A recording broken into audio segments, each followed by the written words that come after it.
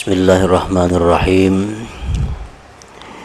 Alhamdulillah nahmaduhu wa nasta'inuhu wa nastaghfiruh wa na'udzu billahi min syururi anfusina wa min sayyiati a'malina. May yahdihillahu fala mudhillalah wa may yudlil fala hadiyalah. Asyhadu an la ilaha illallah wahdahu la syarikalah wa ashhadu anna sayyidana Muhammadan abduhu wa rasuluh. Allahumma salli wa sallim wa barik ala sayyidina wa maulana Muhammad wa ala alihi wa ashabihi wa dzurriyyatihi wa adba'ihi. Amma ba'du. Yang kita hormati dan kita cintai para habaib dan para alim ulama, para muhibbin, hadirin hadirat rahimakumullah. Alhamdulillah wa syukrulillah, puji dan syukur kita haturkan kehadirat Allah subhanahu wa ta'ala yang selalu memberikan kita berbagai macam nikmat dan anugerahnya.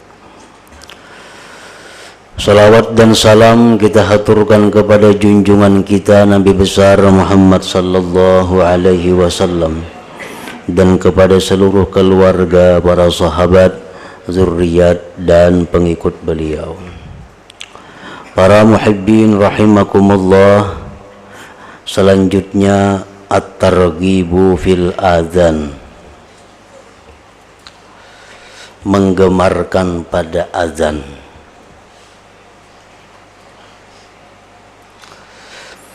Di dalam kitab fikih dijelaskan bahwa ada beberapa hukum mengenai azan.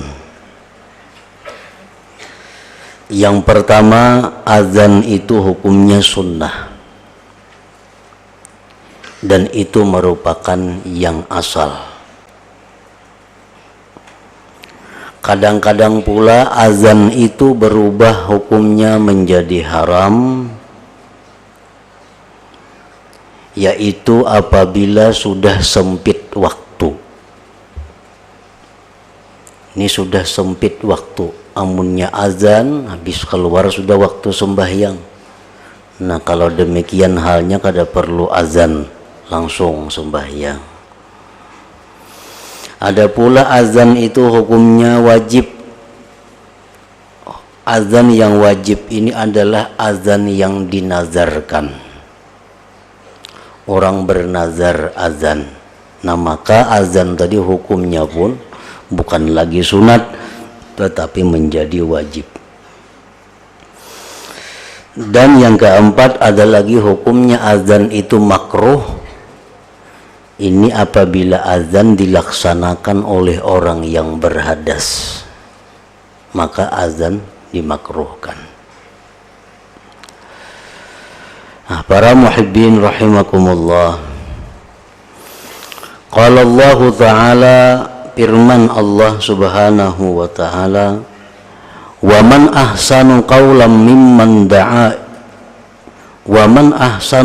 mimman da'a ilallah wa amila salihah wa qala innani minal muslimin. Allah subhanahu wa ta'ala berfirman, tidak ada yang lebih baik perkataan selain daripada mengajak ke jalan Allah. Oleh sebagian ahli tafsir, yang dimaksud dengan demikian itu adalah azan. Karena azan itu di samping memberitahu bahwa masuknya waktu salat, dan juga azan itu merupakan mengajak orang kepada Allah subhanahu wa ta'ala.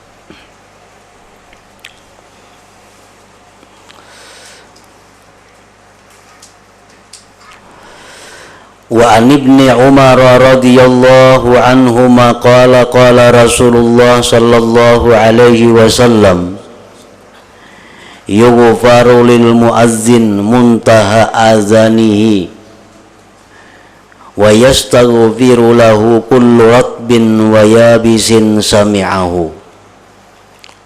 Rawahu Ahmad bi isnadin sahih wa Tabarani fil Kabir. Rasulullah sallallahu alaihi wasallam bersabda, diampuni dosanya orang yang azan itu muntaha azanihi, sampai kepada kesudahan azannya. Artinya makin nyaring azannya, maka makin banyak dosa yang diampuni baginya. Dan memintakan ampun bagi orang yang azan itu tiap-tiap yang basah dan yang kering yang mendengar akan azan itu. Nah, ini merupakan dari sekian banyak hadis Rasulullah sallallahu alaihi wasallam tentang keutamaan azan tadi.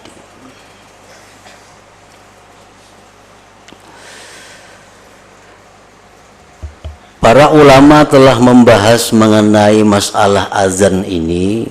Mereka menyebutkan agar azan itu sah, agar azan itu dinamakan azan yang sebenarnya, maka mesti memenuhi persyaratan-persyaratan. Baik azannya sendiri atau orang yang mengumandangkan azan itu, diperlukan syarat-syaratnya sehingga azan itu benar-benar mendapat fadilat, mendapat keutamaan. Nah, syarat azan artinya apabila syarat-syarat azan ini kada terpenuhi, maka azan itu dikatakan tidak sah.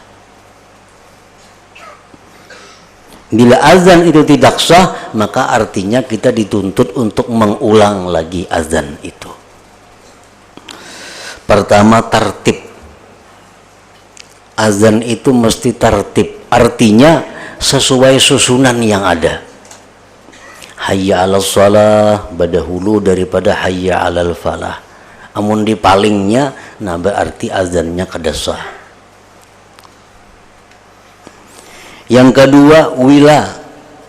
Azan itu mesti mualat. Misalnya ini azan, begitu asyhadu an la ilaha illallah, batal inya baudu.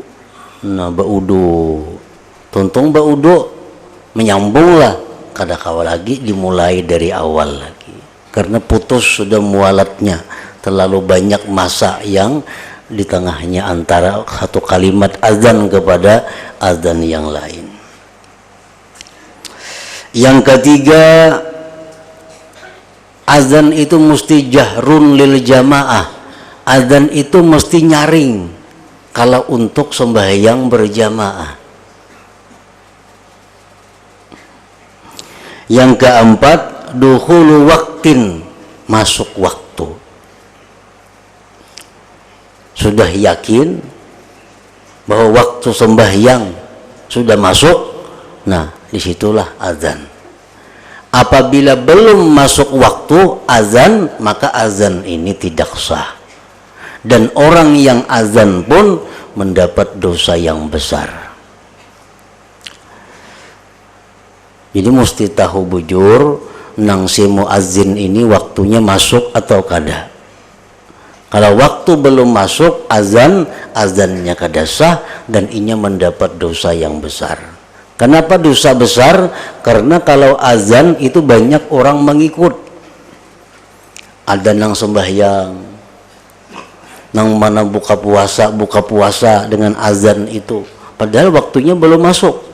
Nah, gara-gara si azan itu, gara-gara muazzin itu, orang nang puasa jadi buka. Padahal waktunya belum masuk.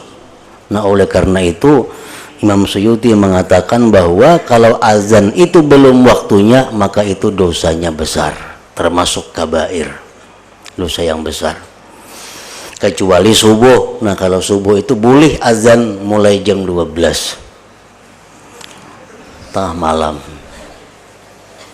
Jadi subuh boleh azan sebelum waktunya. Kalau sembahyang lain itu mesti masuk waktu. Yang kelima, syaratnya azan itu kaunuhu min wahid. Keadaan azan itu dari satu orang. Nah, jadi azan itu mesti satu orang. Misalnya dari Allahu Akbar sampai la ilaha illallah tuh saya ikut aja orangnya. Kadakawa azan itu diganti. Misalnya tadi hayya 'alas shalah. Rabah orangnya, raum. Yang dihijau menyambung hayya 'alal falah, kadakawa mesti mulai awal lagi bebulik. Karena azan itu mesti min wahidin, dari satu orang. Yang keenam, ayyakuna bil arabiyah, bahwa azan itu mesti bahasa Arab. Kadakawa terjemahnya azan mesti bahasa Arab sebagaimana yang dipakai pada zaman Rasulullah sallallahu alaihi wasallam. Nah, ini syaratnya azan. Kemudian yang perlu diketahui pula adalah syaratnya muazzin, orang yang melaksanakan azan. Itu disebut muazzin. Pertama syaratnya Islam muazzin ini. Kada kawan yang kada Islam. Cuma andai kata orang kafir dia azan, dengan sebab azan itu dia jadi Islam. Karena di dalam azan itu ada mengandung dua kalimat syahadat, tapi azannya kada sah. Satu Islam, yang kedua tamyiz, orangnya mumayyiz. Yang ketiga az-zukurah, laki-laki.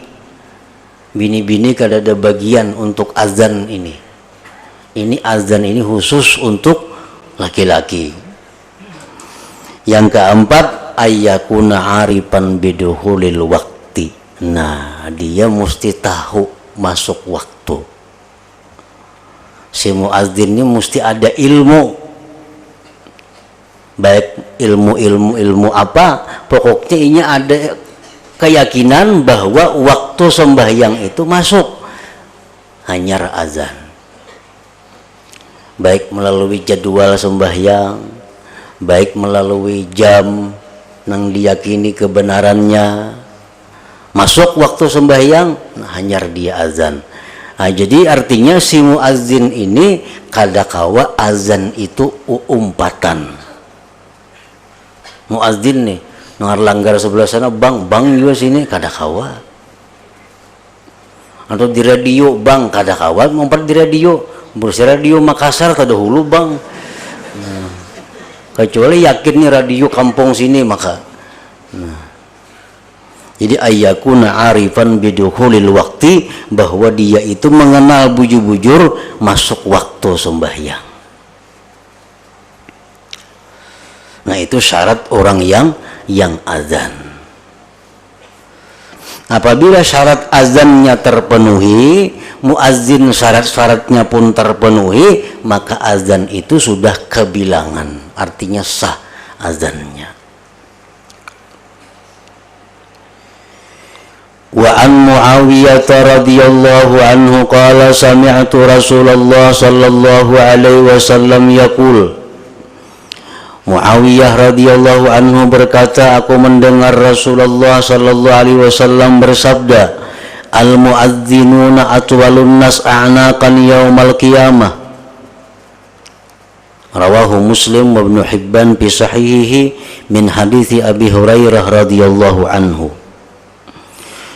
Orang yang bertugas menjadi muazzin itu pada hari kiamat nanti, mereka itulah orang yang paling panjang lehernya.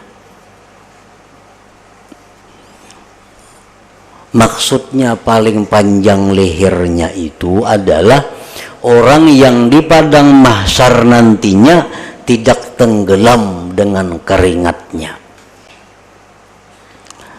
Kan di padang mahsyar itu manusia berkeringat luar biasa, bepaluh. Sampai-sampai ada manusia di padang mahsyar itu yang lamas dengan peluhnya sendiri. Nah, ada yang paluhnya sampai tumit, ada paluhnya sampai lutut, ada paluhnya sampai pinggang, paluhnya seorang, ada paluhnya sampai dada, ada paluhnya sampai leher. Nah, orang-orang muazzin ini lehernya panjang sehingga dia tidak akan tenggelam dengan keringatnya itu sendiri. Nah, artinya orang yang jadi muazzin ini dia selamat kada akan tenggelam dengan keringat di padang mahsyar nantinya. Nah, para muhibbin rahimakumullah, sangat banyak hadis-hadis dan perkataan para ulama yang menjelaskan tentang keutamaan dan kelebihan atau kemuliaan orang yang azan ini. Di antaranya hadis Rasulullah SAW yang menyampaikan bahwa Rasulullah bersabda, artinya ujar Nabi, kalau tahu manusia itu pahala azan itu, niscaya mereka berebut dan baundi sampai bekalahian. Jakanya tahu pahalanya, arti tahu jakanya diperlihatkan oleh Allah bagaimana besarnya pahala azan itu. Kada ada lagi batu tunjulan orang azan, berebut sampai baundi kalau kada bisa bekalahian. Nah, di antaranya tentang keutamaan azan, Rasulullah SAW seringkali mengucapkan doa. Nabi kita mendoakan Allahumma ghfir lil muazzinin. Ujar Nabi, ya Allah, ampunilah dosa orang-orang yang azan itu. Maka doa Nabi ini pasti kabul. Doa Nabi pasti diterima oleh Allah.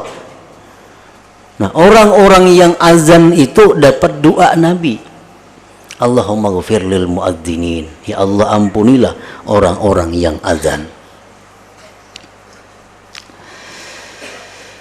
Di dalam sebuah hadis disebutkan, ja'a rajulun ilan nabi sallallahu alaihi wasallam faqala 'allimni 'ala 'amalin yudkhiluni al-jannah. Ujar seorang laki-laki ini, dia menyampaikan kepada Rasulullah sallallahu alaihi wasallam, wahai Rasul, ajari ulun amalan yang dengan amalan itu ulun masuk surga.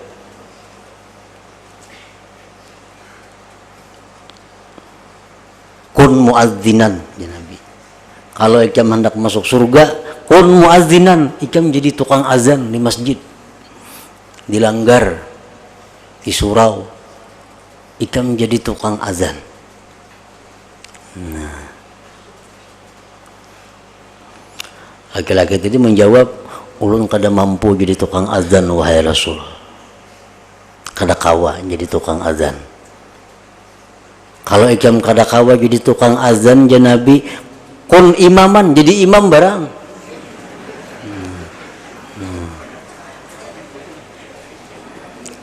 Ini menunjukkan artinya azan itu nilainya lebih tinggi daripada imam. Jadi laki-laki tadi jadi imam pulang, makinnya kada kawa. Nah, kalau ikam jar Nabi jadi orang azan kada kawa, jadi imam kada kawa, kun biizail imam, ikam sembahyang di belakang imam. Artinya di saf pertama. Nah, bila sembahyang saf pertama, saf pertama, itu engkau akan masuk surga. Karena sembahyang saf pertama ini termasuk yang didoakan khusus juga oleh Nabi sallallahu alaihi wasallam. Rasulullah sallallahu alaihi wasallam bersabda, al-muazzinul muhtasib kasyahidil mutasyahhid bidamihi idza mata lam yudawwad fi qabri. Muazzin yang tidak mengambil upah, tukang azan nang kada menerima gaji, ini kada baupahan azan itu, maka dia seperti orang syahid yang berlumur darah. Apabila mati, maka tubuhnya dijamin tidak akan hancur dan dimakan ulat. Asal muazzin ini muhtasib, artinya hanya semata-mata mengharapkan pahala dari Allah dan bukan ingin menerima ganjaran di dunia. Nah, maka di dalam kubur kedudukannya sama dengan orang yang syahid yang bercelumur darah, tubuhnya dijamin kada akan dimakan tanah, kada dimakan ulat sampai hari kiamat. Nah, inilah keutamaan orang yang jadi muazzin itu, jadi tukang azan. Para muhibbin rahimakumullah, azan bukan hanya sunat untuk sembahyang. Para ulama mengatakan dalam banyak kitab-kitab fikih, yusannul azan wal iqamah fi uzunail maulud. Sunat azan dan qamat itu di telinga anak yang baru lahir. Nah, kekanak-kanaknya lahir itu azan sebelah kanan telinganya, qamat di sebelah kiri. Dan ini kalau kada ada lalakian boleh bibinian. Nah, nang maazankan itu.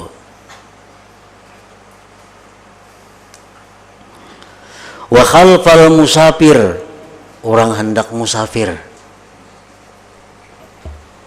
yusannul azan wal iqamah khalfal musafir, di belakang orang musafir. Nah, jadi orang musafir artinya dilepas dengan azan sekaligus qamat, jangan ditinggal qamatnya, karena di fikih dua itu azan dan qamat. Wa yusannul azan faqat, nah azan aja semacam qamat kada, itu disunatkan fi uzunil mahmum, di telinga orang yang sedih, di telinga orang yang dalam keadaan berduka, dalam keadaan pikiran nang kalut, dalam keadaan banyak masalah nang dihadapi. Sunat orang tersebut minta azanakan di telinganya sebelah kanan. Kita nih pikiran saling banyakan, kada biri-birisnya, datang ini timbul ini, belum tuntung lagi semacam, datang pulang masalah, panas kepala. Nah, cari siapakah orang suruh bangakan pang telinga kanan kuna. Nah, maka itu akan menghilangkan, sekadanya mengurangi kerisauan kalang kabut yang ada di dalam hati itu. Wal masru, di telinga orang nang kesurupan. Nah, orang kana pulasit, orang nang kesurupan, azan kita azankan di telinga sebelah kanannya. Wal ghadban, orang nang penyarikan, orang nang pemarah tuh, mat marah, azanakan di telinga sebelah kanannya.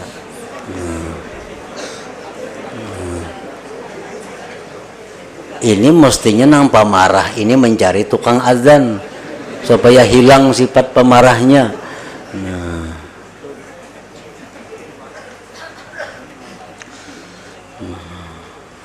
Wal ghadban, orang yang marah.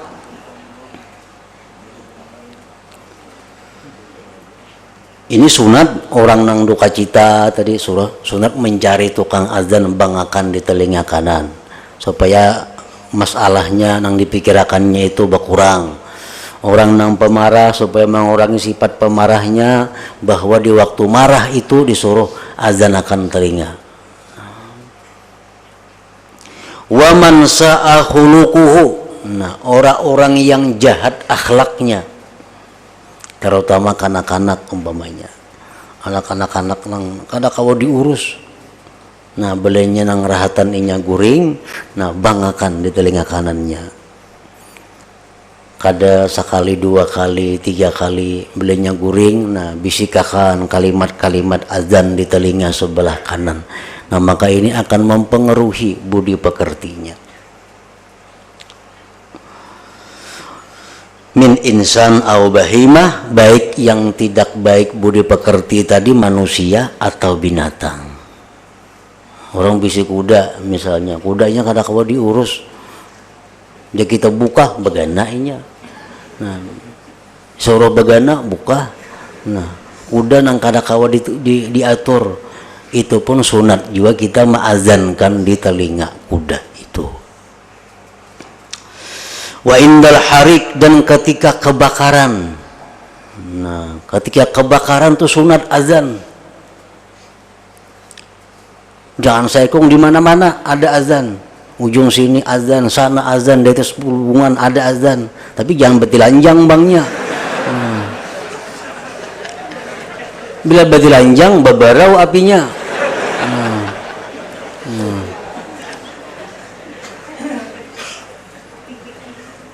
Jadi diajarkan bahwa untuk mengurangi api itu diazankan di segala penjuru di mana terjadi kebakaran itu.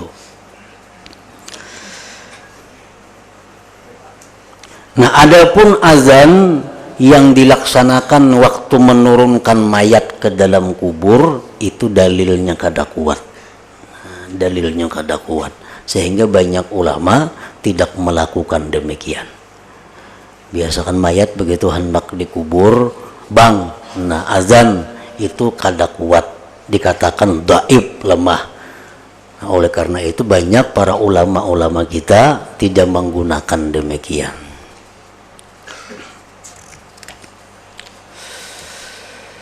Nah, at-targhibu fi ijabatil azan wa ma yaqulu ba'dal azan, menggemarkan pada menjawab azan dan yang mengata sesudah azan, sesuatu yang dikata sesudah azan.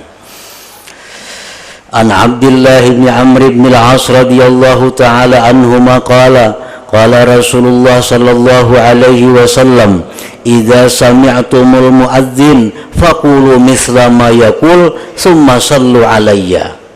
Apabila kalian mendengar orang azan, maka katakanlah seperti yang mengatanya orang azan itu.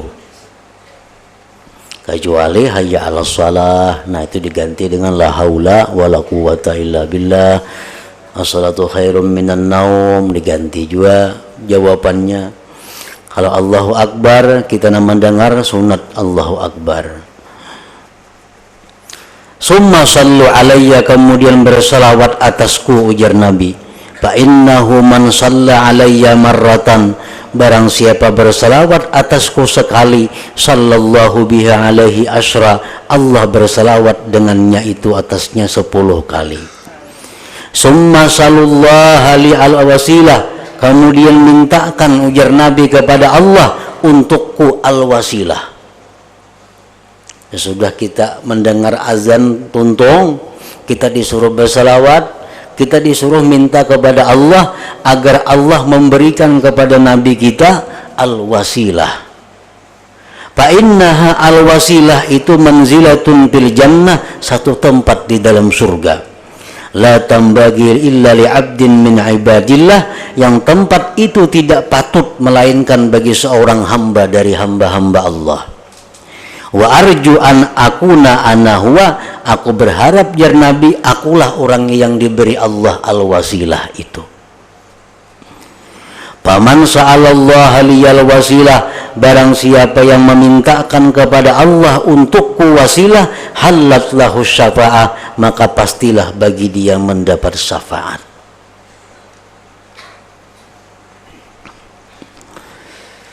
Wa an Jabir bin Abdullah radhiyallahu anhuma anna Rasulullah sallallahu alaihi wasallam qala man qala hina yasma'un nida, barang siapa yang membaca ketika mendengar azan, Allahumma rabb hadhihi ad-da'wati tammah wassalatil qa'imah ati Muhammadanil wasilah. Nah, itu maksudnya, berikanlah ya Allah untuk Nabi Muhammad al-wasilah wal fadilah wa ba'athu maqaman mahmud alladhi wa'adtah.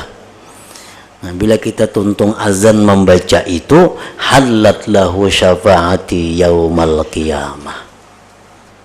Para ulama mengatakan apabila ada kalimat-kalimat seperti ini, siapa membaca ini maka dia akan dapat syafaatku hari kiamat. Siapa memperbuat ini akan dapat syafaatku pada hari kiamat. Itu artinya bahwa orang ini mati dalam keadaan husnul khatimah, itu maksudnya. Macam jar Nabi kita, man zara qabri faqad wajabat syafaati. Siapa ziarah ke kuburku, dia pasti dapat syafaatku. Artinya apa? Orang yang ziarah kubur Nabi itu dia matinya dalam keadaan husnul khatimah. Nah, siapa membaca ini dia dapat syafaatku, artinya husnul khatimah. Husnul khatimah ini ada terbagi dua. Satu, husnul khatimah yang pertama dia mati dalam Islam. Nah, ini yang paling penting. Orang tuh mati dalam keadaan iman dan Islamnya kada tercabut dari dirinya. Ini husnul khatimah. Husnul khatimah yang kedua, husnul khatimah adalah orang yang sebelum mati mengucapkan kalimat-kalimat yang mulia. Nah, itu lebih hebat lagi. Tapi sekurang-kurangnya husnul khatimah itu bahwa dia mati dalam membawa iman dan Islam. Rawahu Malik wal Bukhari wa Muslim wa Abu Daud wa Nasa'i. Kemudian at-targhib fil muhafazah ala salawatil khamsi wa adaiha fi awwali waqtiha. Ila hadratin Nabi sallallahu alaihi wasallam. Al-Fatihah.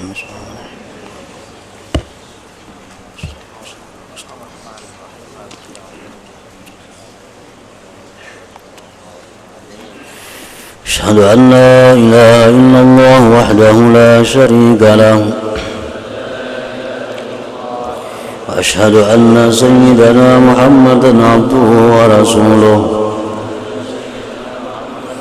لا إله إلا الله نستغفر الله لا إله إلا الله نستغفر الله لا إله إلا الله نستغفر الله لا إله إلا الله ونتوب إلى الله لا إله إلا الله محمد رسول الله صلى الله عليه وسلم فيا أيها الراجون منه شفاعة صلوا عليه وسلموا تسليما صلى وسلم